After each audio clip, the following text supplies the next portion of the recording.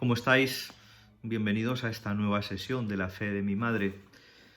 Estoy grabando esta clase, este vídeo, en un día como jueves después de ceniza, comienzo de la Cuaresma, y sin embargo voy a hablaros de la resurrección del Señor. Al tercer día resucitó de entre los muertos. Alguno podrá decir, bueno, y hablar ahora de resurrección. Recuerdo ese himno litúrgico propio del oficio divino de estos días de la Cuaresma, que dice eso de que si arduos son nuestros caminos, sabemos bien a dónde vamos. Bien, pues hablar de la resurrección hoy, en plena Cuaresma, nos ayuda a esto, a saber bien a dónde vamos. Vamos a la resurrección, con el Hijo de Dios, con el que se encarnó en el seno virginal de María, a resucitar con él. Y por eso podemos padecer todos los sufrimientos de la vida presente. Arduos caminos que podemos recorrer porque sabemos bien a dónde vamos y contamos con la gracia necesaria para recorrerlos. Como siempre, invocamos al Espíritu Santo. Ven, Espíritu Santo, ven por medio de la poderosa intercesión del Inmaculado Corazón de María, tu amadísima esposa. Ven, ven Espíritu Santo. Cristo resucitó de entre los muertos. Con su muerte venció a la muerte. A los muertos ha dado nueva vida. Así reza un tropario de Pascua de la liturgia bizantina que aparece en el número 638 del Catecismo. Es el número con el que comenzamos la sesión de hoy, una sesión que recorrerá pues unas páginas del Catecismo hasta el número 667. Os anunciamos la buena nueva de que la promesa hecha a los padres, Dios la ha cumplido en nosotros, los hijos, al resucitar a Jesús. Con la resurrección de Jesús estamos hablando del cumplimiento de la promesa hecha por Dios a su pueblo, creando un nuevo pueblo, el pueblo de los bautizados, el pueblo de los hijos de Dios. El primer punto de esta parte del Catecismo se titula El acontecimiento histórico y trascendente. La resurrección de Jesús es un hecho histórico. Tuvo lugar realmente. No es una metáfora, no es una interpretación. Tuvo lugar. El que murió en la cruz resucita realmente. Es el mismo. El crucificado es el resucitado.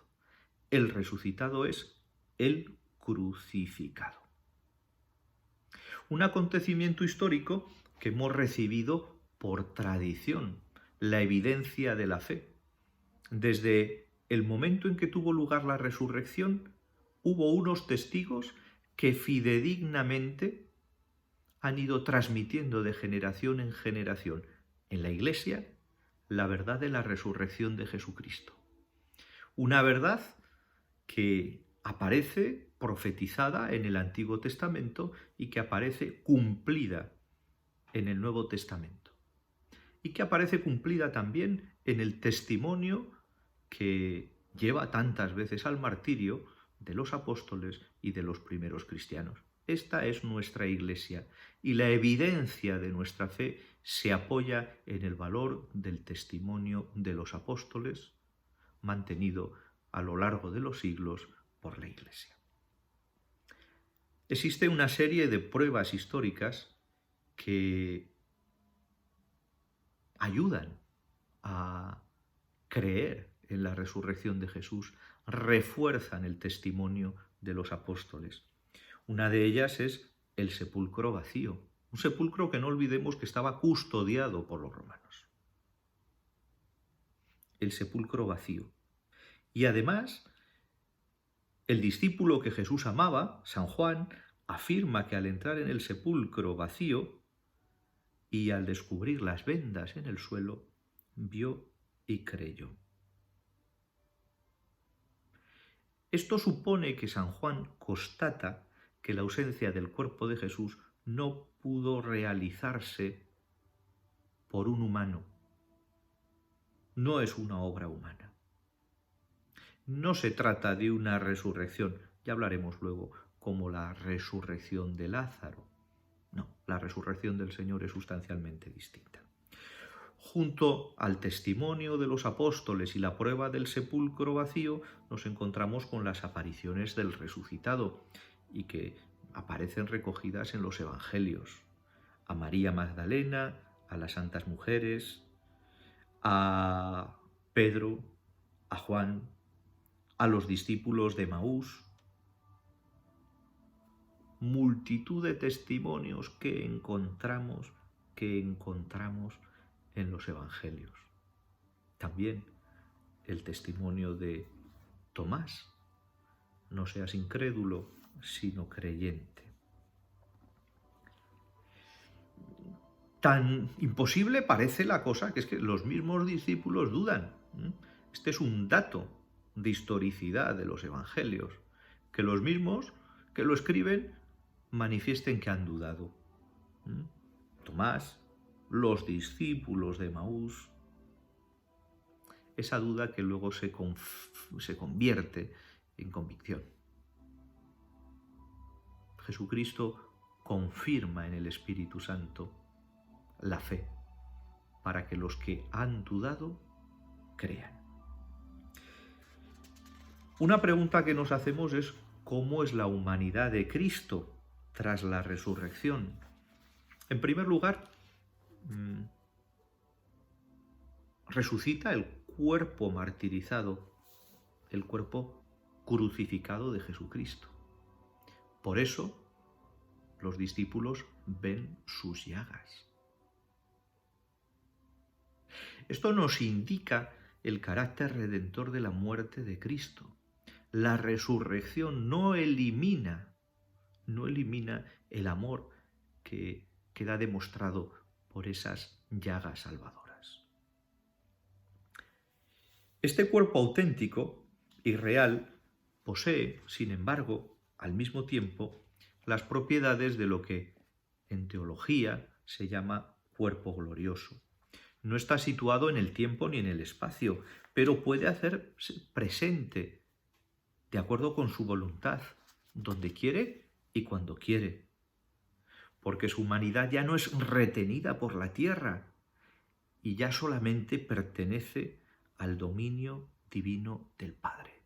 Jesucristo es soberanamente libre de aparecer como quiere, incluso bajo la apariencia de un jardinero o bajo otra figura distinta de la que les era familiar a los discípulos.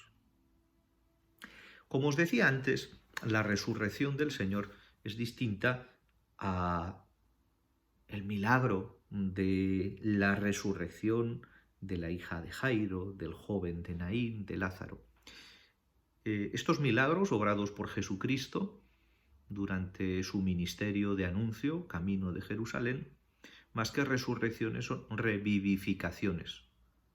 Vuelven a la vida los que habían muerto. Pero estos que habían muerto y han vuelto a la vida por el milagro de Jesús volverán a morir. Para luego obtener la resurrección final.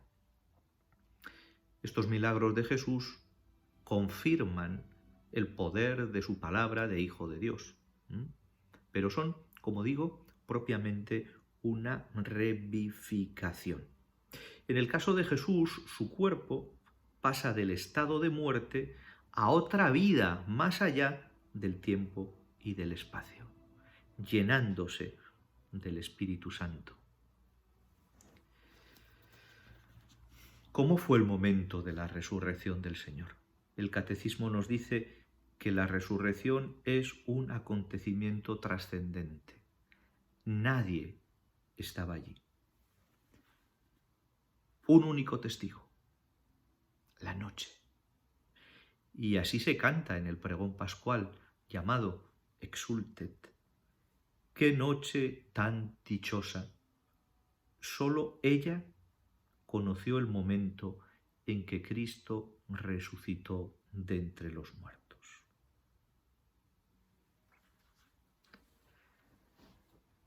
La resurrección, y este es el segundo apartado que aborda el catecismo en estos números, es obra de la Santísima Trinidad.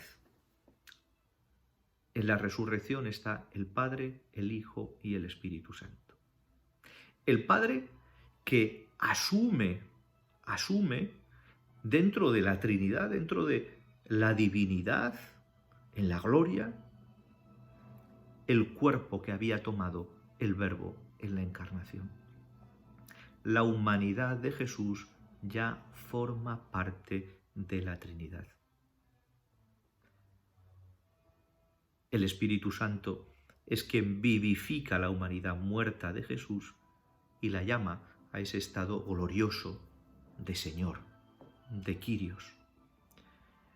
Pero el Hijo no permanece inerte. El Hijo realiza su propia resurrección. Su fuerza divina es la que arrastra la humanidad para hacerla definitiva. Recordamos cómo el Señor lo había dicho: doy mi vida para recobrarla de nuevo. Tengo poder para darla y para recobrarla de nuevo. Finalmente, el Catecismo nos habla del sentido y alcance salvífico de la resurrección y comienza citando al apóstol San Pablo en la primera carta a los Corintios: si no resucitó Cristo, vana es nuestra predicación, vana es también nuestra fe. Es el centro de nuestra fe. Es el centro de nuestra fe. Morir han muerto muchos. Ciertamente ninguno ha muerto como Jesús. Pero resucitar, y esto avalora su muerte, solamente Jesús. Y por eso lo predicamos, y por eso lo anunciamos, y por eso queremos vivir con él. Desde este punto de vista, la resurrección de Jesús es el cumplimiento de las promesas del Antiguo Testamento y del mismo Jesús durante su vida mortal. La resurrección de Jesús nos habla de su divinidad. La divinidad del Señor queda confirmada por la resurrección. En el Evangelio según San Juan encontramos este versículo: cuando hayáis levantado al Hijo del Hombre, entonces sabréis que yo soy. Después de crucificarlo y verlo muerto, por la resurrección saben que es Dios. Yo soy, es la expresión de Dios, del ser de Dios. Es lo que Dios dice de sí mismo. Además, esta resurrección de Jesucristo tiene en nosotros, o para nosotros, dos consecuencias. La justificación, se nos devuelve a la gracia de Dios, y realiza la adopción filial.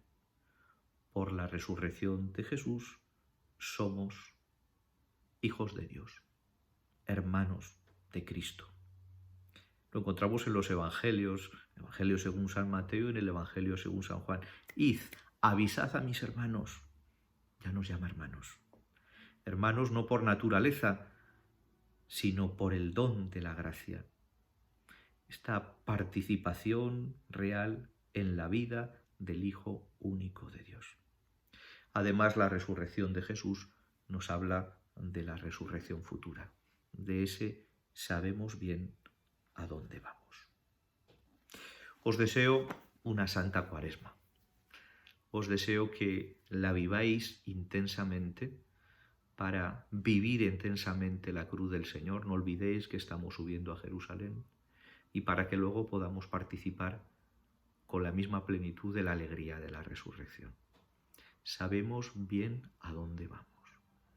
A celebrar la Pascua dentro de 40 y tantos días y a celebrar la Pascua de modo definitivo en el cielo, sabiendo que al final de los tiempos resucitaremos con nuestros cuerpos para seguir dando gloria a Dios por eternidad de eternidades.